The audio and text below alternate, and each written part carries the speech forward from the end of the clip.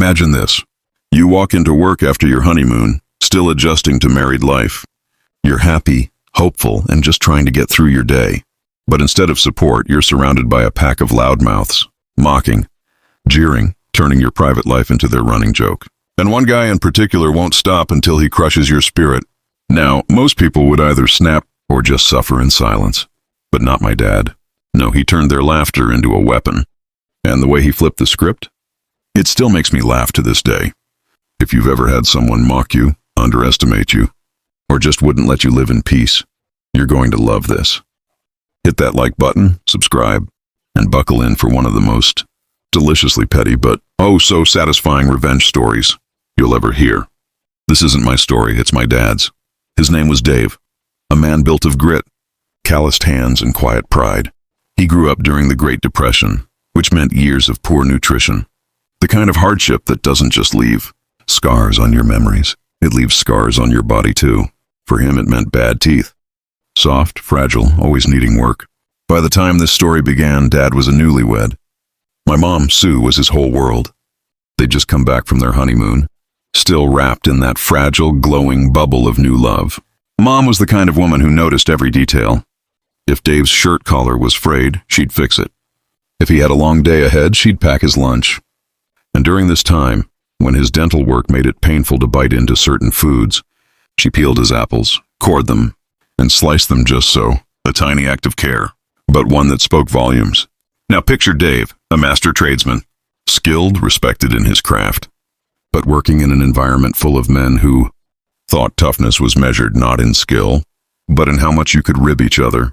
It was the kind of workplace where the smell of grease clung to your clothes, where machines clattered and metal sparked, and where laughter was sharp, loud, and merciless. The teasing started small, harmless even. A joke here, a snicker there. After all, Dave was the newlywed. And everyone knows newlyweds are fair game for a little hazing. But then came the apple. At lunch, Dave pulled out his neatly packed food. Sandwich wrapped tight, maybe some leftovers. And always, one perfectly peeled, cored, and sliced apple from Sue. That's when the vultures circled. "Hey, look at this, boys," one loudmouth sneered, holding court at the lunch table. "Dave's wife must still be polishing his shoes, too." A peeled apple? What's next? Cutting the crust off his bread. The room erupted in laughter. The sound of it echoed, bouncing off the metal walls, drilling into Dave's skull. He forced a smile, tried to shake it off, but it didn't stop. Day after day, the same routine. The jokes got nastier, the laughter louder. What was once light teasing turned into a ritual humiliation. And the ringleader, the jerk, made sure everyone joined in. The worst jab came one afternoon when Dave opened his lunch and found his apple slices waiting, carefully packed. The jerk's voice cut through the chatter like a saw. "Whoa, look what Dave brought today," a peeled and sliced apple. Boy, oh boy. You can tell Dave's still on his honeymoon if his wife's doing that for him. The laughter exploded. It wasn't just noise, it was cruelty disguised as camaraderie. And in that moment, something shifted inside Dave. His jaw tightened. His hands curled into fists under the table. He wasn't just annoyed, he was humiliated. That night, Dave came home quieter than usual. Mom noticed. She always did. "What's wrong?" she asked gently, her hands busy in the kitchen. Dave sighed, sat down heavily. "It's the guys at work," he admitted. "They're making fun of me, of you, every time they see the apple you pack. They say it's because we're still in the honeymoon phase, like you're babying me. And the worst part is they think they're right." Sue's face hardened. She wasn't just his wife, she was his partner. And if anyone mocked the love she poured into caring for him, she took it personally. "So what do you want to do?" she asked, testing him. Dave's eyes flashed. A small smile tugged at his lips. "I want to wipe that smirk off his face." But not with anger. With patience. "I was hoping you'd keep peeling and slicing those apples, for as long as I work there." Now, Mom wasn't the type to back down. If sticking it to some loudmouth meant cutting apples for the next 2 years, she was more than happy to oblige. And so it began. Every morning, while the coffee brewed and the world was still half asleep, Sue stood in their tiny kitchen, knife in hand.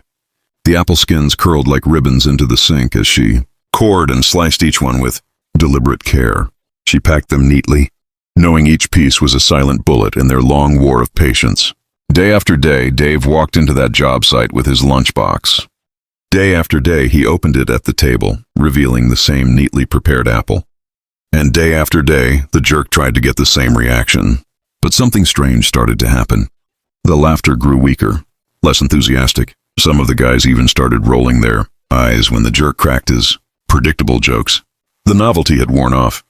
What was once a weapon against Dave was becoming a ritual no one cared about anymore. And the jerk? He started to look desperate. His barbs no longer landed. His audience dwindled. What was once the chorus of the whole crew became nothing more than his lonely voice, echoing into silence. 2 years. 2 years of quiet, calculated patience. 2 years of Dave and Sue turning their love into an unshakable wall against cruelty.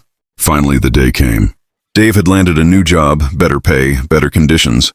His last day in that toxic shop had arrived. At lunchtime, he sat at the same table where it all began. The lunchbox clicked open.